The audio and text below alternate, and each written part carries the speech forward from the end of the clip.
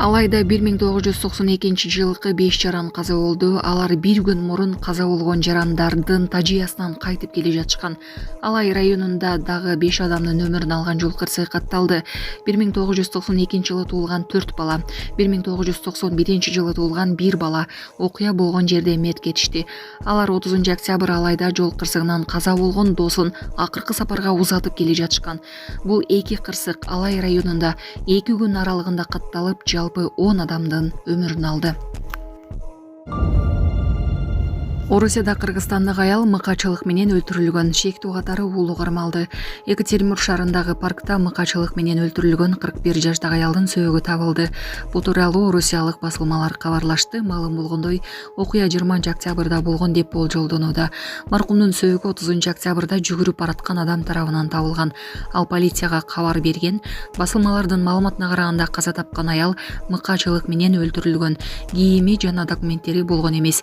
Тергөөчүлөр жабырлануучунун өздүгүн аныктап, чектүү катары анын 21 жаштагы уулун кармашкан. Ал күнөөсүн моюнга алган.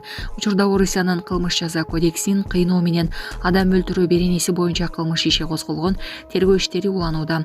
Экспертизалар дайындалып, шектүүнүн жана жабырлануучунун Орусияда мыйзамдуу жүргөндүгү текшерилүүдө. Екатерина Биволду азыр эки өлкөнүн ички иштер министрлиги издеп жатат. Белгилүү мушкер Дмитрий Биволдун мурдагы жубайы Екатерина Бивол Казакстандын ички иштер министрлиги тарабынан издөөгө алынган. Бул тууралуу министрликтен кабарлашты. Аны убактылуу кармоочу жайга камоо чечими чыгарылган. Буга чейин Кыргызстандын ички иштер министрлиги Екатерина Биволду социалдык тармактарда кемсинткени үчүн жоопко тартуу чечимин чыгарган. Бишкектин соту блогерди сыртынан камакка алган. Буга ал социалдык тармактарда жарыялаган улуттун өкүлдөрүн кемсинткен видеолор себеп болгон. Орусиялык профессионал мушкер ВБА версиясы боюнча жеңил салмактагы дүйнө чемпиону Дмитрий Бивол жубайы Екатерина менен 2007 жылдан бери чогуу болуп, 2014 жылы баш кошуп уулду болушкан. Жубайлар 16 жылдык баш кошкондон кийин 2023 жылдын июнь айында ажырашып кетишкен. Украинадагы согушта кеминде 143 кыргызстандык каза болду. Украинанын Хачужить долбоорунун маалыматына караганда, Россиянын армиясына жалданып, Украинадагы согушка катышкан Кыргызстандын жок дегенде 143 жараны каза тапкан. Булак Кактус Кейжи.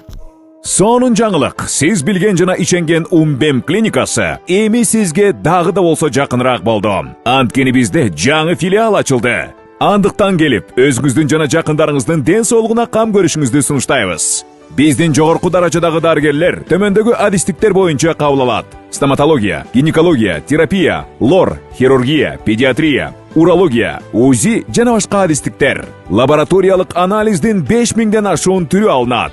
Жогорку даражадагы стерилизациялоо. Биздин дарек ВДНХ метросу, Кондратюка көчөсү 2. Телефон номерибиз 8925 103 22 55. Кабыл алууга алдын ала жазылып келүүңүздөрдү суранабыз. Умбем клиникасы. Сиздин ден соолугуңуз, биздин камкордук. Дагестан захватили чинганы на кыргызских номерах.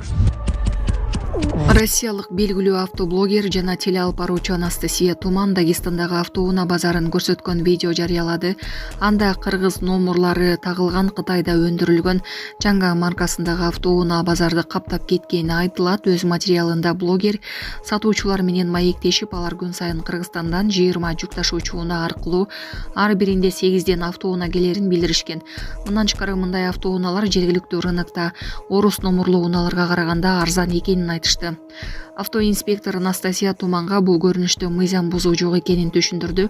Айдоочуга болгону баш ыйгарым укук кагазын жана орус камсыздандыруусун алып жүрүү жетиштүү. Булак репортер Кейжи. Вьетнамда сел жүрүп 13 адам каза тапты. Вьетнамда жаан-чачындан улам сел жүрүп 13 адам каза тапты. Учурда 10дон ашык адам изделүүдө. Бул тууралуу чет элдик басылмалар жазышты. Маалым болгондой, суу 116 000 имаратты каптап, айыл чарба аянттарынын болжол менен 5000 гектары жабыркаган. Жамгырдан ЮНЕСКОнун дүйнөлүк мурастар тизмесине кирген Хюэ жана Хой Ан сыяктуу тарыхый шаарлары да зыянга учураган. Жарандар суу каптаган жерлерди кайык менен да сүзүп өтүшкөн. Жамгыр шаарлар аралык транспорттуда үзгүлтүккө учуратып, электр линиялары да бузулган. Ассаламу алейкум, урматтуу кыргыз элим. Биз ошо жол кырсыгына кабылып, авариядан кийин ошо балам оорукчан болуп калды. Балам жашы 4 жашта. Баса албай, сүйлөй албай калган эле. Азыркы учурда кичине сүйлөп кыймылдап калды. Ушул акыркы операциясы сиздерден сураныч. Баламдын операциясына жардам алып кетиңиздер. Алланын ыраазычылыгы үчүн. Баланын бир жери ооруса эненин жүрөгү ооруйт экен. 5 сом, 10 сом болсо дагы колуңуздардан келишинче жардамыңыздарды аябаңыздар. Ошол дагы азыр биз үчүн чоң жардам. Биздин ушу акыркы операция ушунда үмүтүбүз чоң. Балам басып кетет деген ойдомун. Азыр балам башынан 3 жолу операция болгон. Башында аппарат менен, ошо аппарат менен жашап жатат. Кредиттер Мбанк 593 31 97 кымбат К деп чыгат. О деньги баланс дагы бар ушул номерде. Россия өлкөсүнөн котором дегендерге Сбербанк 7807 Кундузай деп чыгат, өзүм менен сиңдим. Акыркы операциябыз кайдыгер карабастан ошо кыргыз элин колдоп жардам бересиз деген үмүттөмүн. Дагестан захватили чинганы на кыргызских номерах. Человек, который покупает чинган на кыргызских номерах, понимает, на что он идет? Года 2 проездят, потом все сдохнут. Потухнут потом все. И сегодня мы разберемся во всей этой дагестанско-кыргызской схеме. Мы пришли докопаться до истины. Почему их тут так много в Дагестане? Буквально По цене гранта. по цене гранты. Поэтому люди сейчас с грант, приор и вес пересаживаются. 20 фур чинганов Каждый день загружается. и сюда везутся. Дагестан. По 20 фур, а в одной фуру вмещается сколько? 8 машин, 8 на 20, это 160 машин в день уходит из Кыргызстана в Дагестан. Обалдеть просто.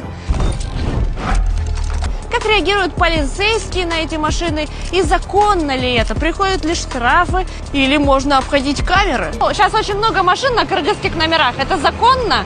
Тавернов генеральный должен быть. Страховая полиция. То есть по закону это все легально? Ну да. Год можно ездить. Через год у него это транзитный номера срок закончивается.